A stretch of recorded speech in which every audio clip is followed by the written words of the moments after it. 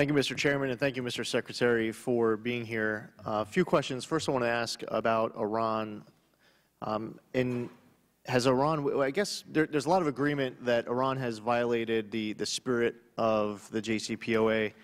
Have you seen any evidence that Iran has violated the letter of the JCPOA? Well, we will await the quarterly report from the IAEA to see if they have found any specific violations. I have read the entire JCPOA agreement now for myself, so I can understand this spirit and intent. Quite frankly, it is a poorly constructed agreement. The bar for Iran's compliance is pretty low, and so it should not come as a surprise to people that they're able to comply. It is not that difficult for them to comply. Having said that, we intend a rigorous application of the compliance requirements and a rigorous confirmation from the IAEA that they are complying.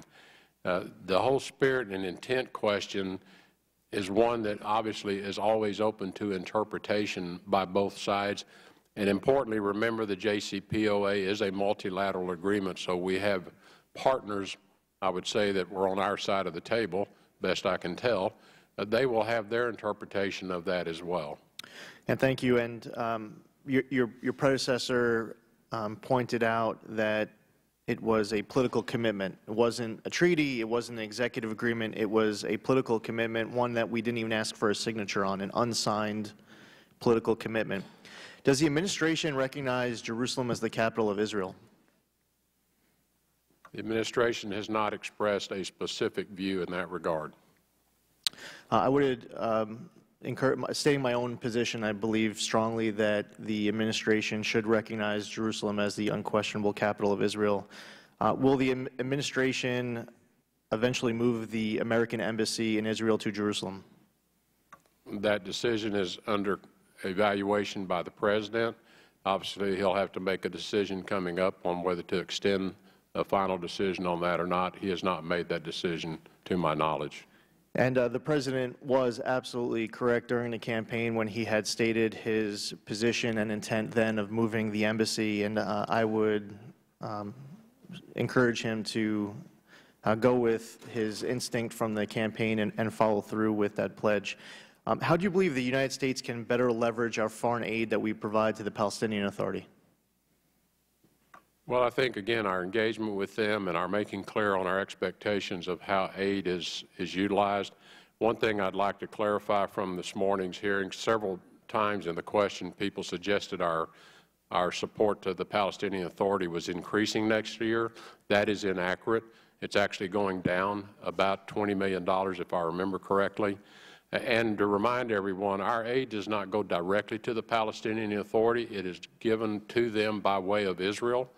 And we work closely with them as to how that money is delivered and for what purposes it is delivered. And I appreciate that point. And I would offer that whatever the United States can't do to the Palestinian Authority legally, we should also have the position that we also cannot do for the Palestinian Authority indirectly.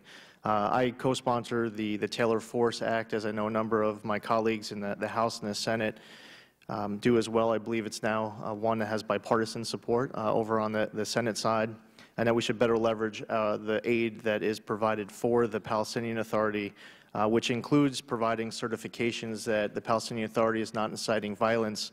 And as in the name Taylor Force Act, the United States Military Academy graduate, the Palestinians are not only inciting violence on the part to target innocent Israelis, but they're doing so to target Americans as well.